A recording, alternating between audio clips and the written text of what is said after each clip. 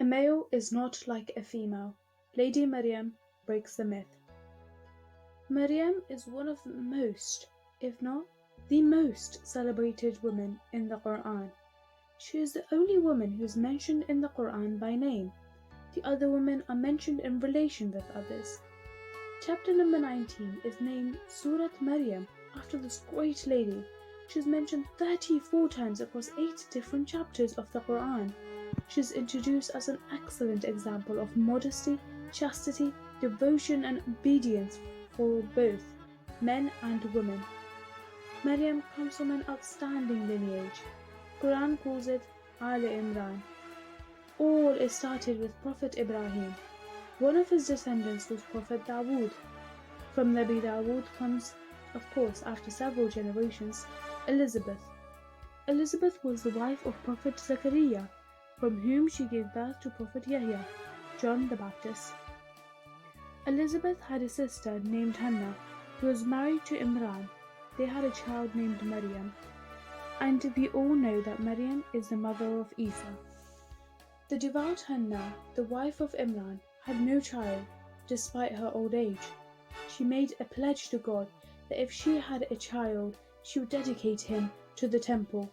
She said, "My Lord, indeed I have pledged to you what is in my womb to be dedicated for your service, so accept this from me. Indeed, you are the hearing, the knowing." She thought she would give birth to a baby boy, but against her expectation, she delivered a baby girl. Now, how should she fulfill her pledge? The tradition only permitted males to be in service of the temple. Expressing her regret, she pleaded to her God, "My Lord, I have delivered a female, and the male is not like the female. Men can serve the temple, but it was not customary for the woman to serve in a temple. After all, it was thought girls simply can't do that. The priesthood would never grant the permission. The do's and the don'ts of the temple were dictated by the corrupt leadership, and they even did not listen to the prophets. Prophet Isa will soon become a victim of the same priesthood. Through Prophet Zechariah, Hannah managed to convince the authorities by designating a secluded area in the temple for the young Maryam. Quran refers to it as a mihrab. Maryam grew up in the temple. She served the temple and dedicated most of her time in worshipping. She excelled and got closer and closer to her God.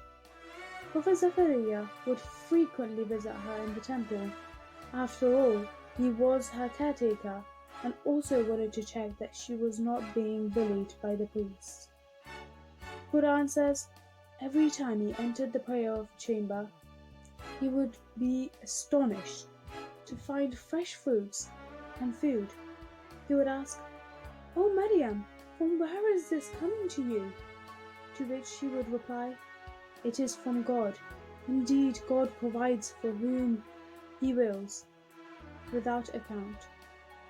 By now, Maryam elevated herself to the position that angels would descend upon her with God's revelations, and mentioned when angels said, "O Maryam, indeed God has chosen you, purified you, chosen you above all women of the world. O Maryam, be devoutly obedient to your Lord, prostrate and bow with those who bow in prayer." There are too many lessons to learn from Hannah, Maryam, and Prophet Zechariah. The family of Imran, with her exemplary devoutness, Maryam proved 3 things. She eliminated her mother's concern that being a girl, she would not be able to offer her service to the temple. Earlier, she thought a male is not like a female. A male can be in a temple and female can't. She also challenged the patriarchal tradition of the senior priest of the temple and the corrupt ideas and practices.